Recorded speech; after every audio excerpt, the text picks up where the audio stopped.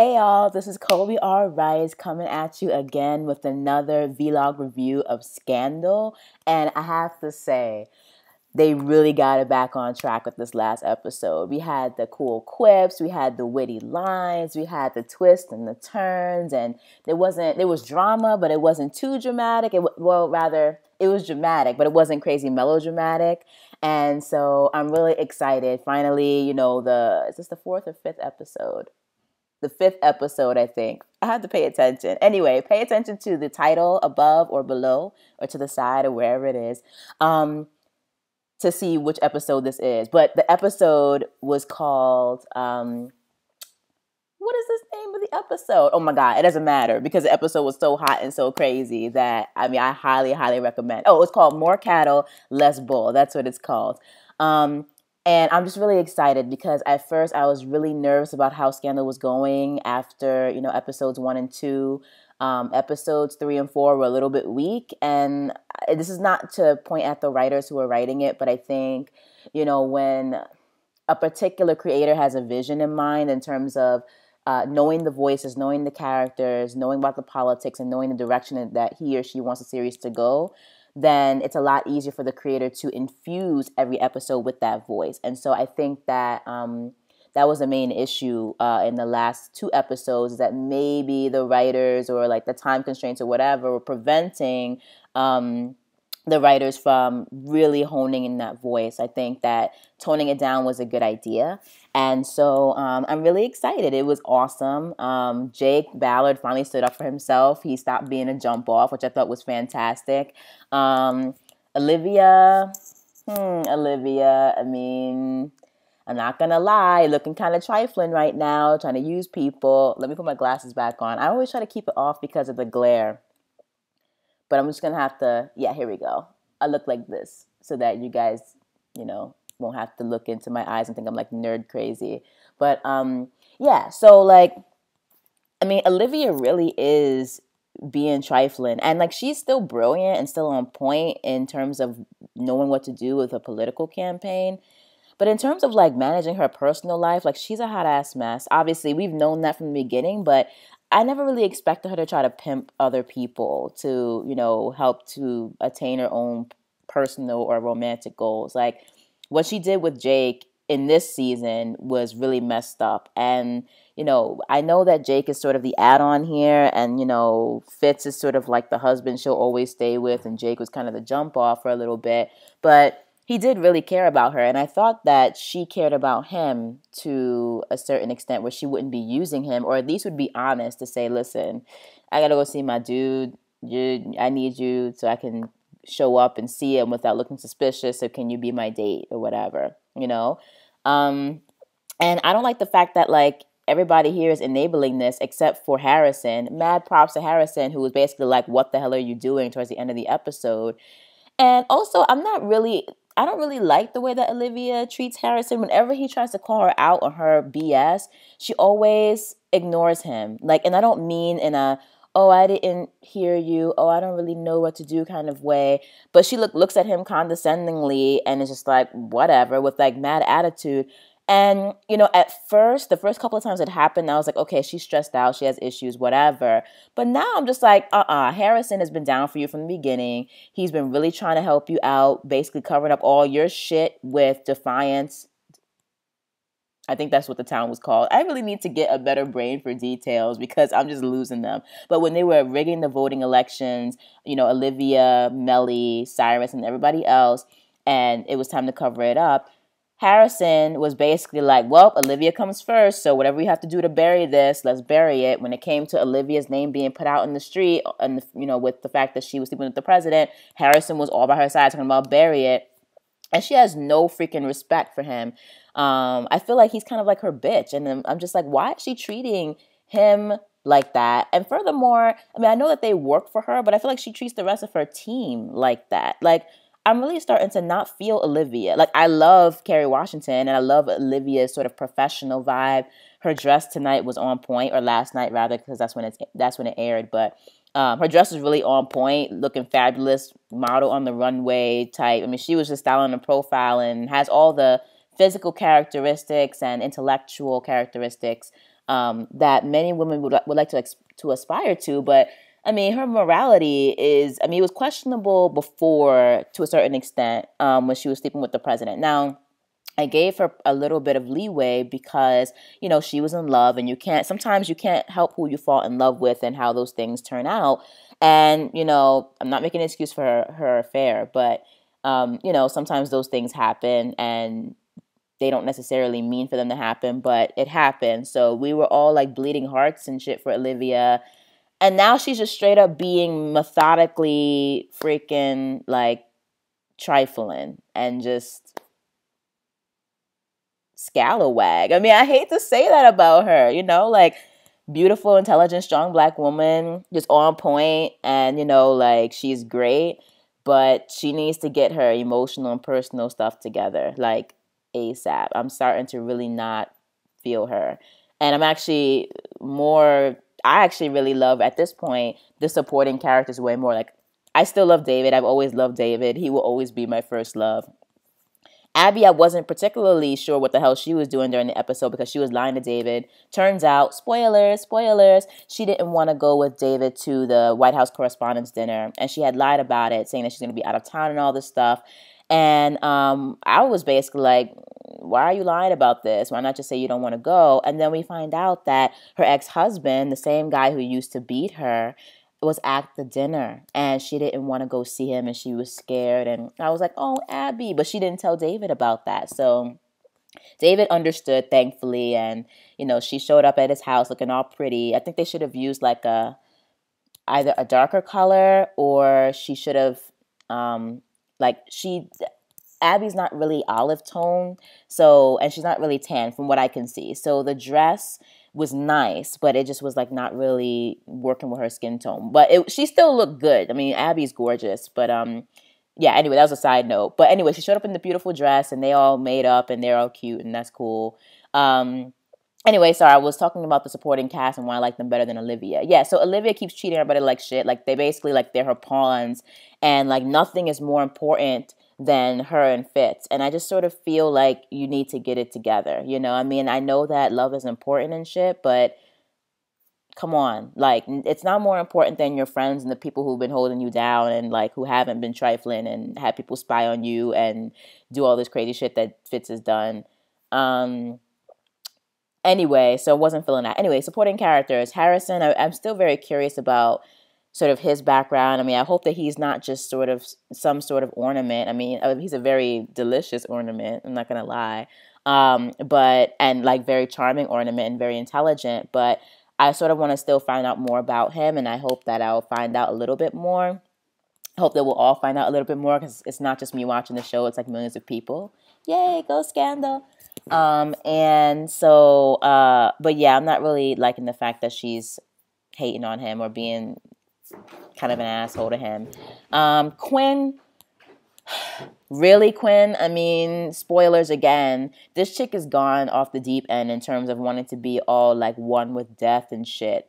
And like, I like the fact that in this particular episode, we finally revisited the fact that like Huck and Quinn had like a very interesting mentor-mentee, you know, Mr. Miyagi, Karate Kid kind of relationship. And now he's cutting her ass off because she can't handle the power. With great power comes great responsibility, and she is just not like taking responsibility for that. And she's being like real cray-cray, like going to buy guns and stuff like that. Like, Quinn, really? Again, we spent the entirety of season 2 trying to prove that you weren't crazy, and now like you're going psycho. Like, can we just go back to sweet little Quinn? I'm not exactly sure how I'm feeling about that particular storyline, honestly. I mean, this episode, because Shonda Rhimes wrote this episode, and that's why it was amazing. This episode dealt with that storyline in a much calmer, milder, more sensible way, in my opinion. So yeah, I mean, it made Quinn's development into, you know, Psycho Quinn more believable, because it's sort of, her change is becoming like, is going from hyped up to just like very gradual. But like, where is this going? Like, who is Quinn gonna shoot and why? You know, like, anyway, so not really sure what's gonna happen with that. But we'll see. Excuse me. Jake and Huck. amazing idea to put those two together in terms of joining forces to spy on the president, spy on Olivia's dad, and figure out what's going on with Operation Remington. It gives Huck and Jake a reasonable, logical storyline so that we can continue to see more of them because they're both great characters. Huck seems, I mean, he's still a little bit unhinged, but he seems, less crazy than he was before, I guess, because he has something to put his energy into. Jake is genuinely invested in uncovering this mystery. Although, when I think about it, I'm not exactly sure why. Maybe he's mad at Command, or he wants to be free of Command, or whatever, or he's just curious as to why he was doing certain things for Command, whatever. But, excuse me. But yeah, I mean, we sort of saw in this episode that Jake just got basically peeled off and tossed into the garbage like a Band-Aid off of Olivia's arm. And so I figured that after that happened, maybe he would have less energy and incentive to go and pursue this Operation Remington mystery. But he didn't. He was actually still interested, and they come up with a crazy twist. It's actually like the hottest twist ever. I'm not gonna spoil it. Just watch the show. It's fantastic. And check it out. But yeah, I wasn't really sure why he's still in the mix. I'm glad he is, but I'm hoping that, we get more of a crucible happening where he can't just walk away at any point in time. Because at this point, we don't really need him there. And maybe I'm missing something from the last few episodes of the last season that explains why he wants to stick around. But I'm not exactly sure. Although it doesn't bother me personally, not only because Jake is yummy eye candy, but also because he's an interesting character. I like his personality, and he's not annoying. He's like useful and cool. The interplay between Jake and Huck, I think, is really awesome too. The way that they're kind of funny together. Huck is kind of like, out of it and sort of loose, and Jake is very focused and very on point and normal, but he is also kind of funny. I wouldn't call him a dumb jock exactly, but he is a little bit like, I don't know how to do this hacking stuff. I just know how to spy and steal information. Huck, what do I do? He's like, how do I print? I'm like, Jake, come on, man, really? Anyway, I'm just really excited and happy in this video because I was really concerned with the direction of Scandal after the last two episodes. But now that, the head honcho has taken hold of the reins, I feel much more confident. I always check who writes the episodes in Scandal, because if there's a particular episode that I love, I really want to just like study it and study the writer's background and sort of see how they got into it. But it was a great episode, twisty, turny, fast-paced, but not overly dramatic. It was sensible. It had that, again, we brought the elements of old Scandal back, like episode 1 Scandal, where we're trying to basically mitigate the scandal of the day, which is this particular congresswoman's pregnancy, birth, and adoption of the child that she gave birth to when she was 15, 16 years old. And so, basically Pope's team, Abby, Harrison, Huck, and Quinn, are busy trying to put the scandal to bed, essentially, before it pops up and ruins the congresswoman's career and ruins her run for the presidency. And so that interplay with the actual client and how the team is trying to diffuse the situation, again, had those similar, funny, quirky elements that we saw from the first and second seasons when dealing with particular clients. Also, the client situation, that particular storyline had its own twist that I just did not see coming. That was fantastic, by the way. I mean, again, like I said in the original review, some of these reviews are going to have spoilers, but I'm not going to spoil that one or the end teaser, because it's a must-see episode, so just check it out. But I did not see that twist with the congresswoman's baby coming at all. I thought it was fantastic. I thought it was logical and viable. And it definitely, made me just glued to the television, or glued to my computer, because I was streaming at this time. And that's one final point I want to make before I sign off. And this actually doesn't have anything to do with rating the episode, because obviously I'm giving this episode an enthusiastic 2 thumbs up. If I had more hands, it would get thumbs up on each hand. But if you love Scandal and you want to see shows like it and other shows like it with the fantastic writing, diverse writing rooms, and diverse cast, if you want to see those kinds of shows on the air, please, please make sure you can sit down at the show's airing time and watch it. Okay, Nielsen, ComScore, is it ComScore or ComStar? I believe it's ComScore, and a lot of other sort of media measurement tools and companies are literally monitoring who watches what and when. And that's how these networks and cable networks are able to get funding for these television shows. They're able to green light more shows like it, because if they see that you're sitting down at that time and watching the show, they're going to be more people basically wanting that show to stay on air. There's going to be more financial support and more creative support for that kind of thing. Sorry, my brother's coming down the stairs like an ogre, so I had to like anyway, so yeah. What? Anyway, so yeah. So anyway, as I was saying before I was rudely interrupted.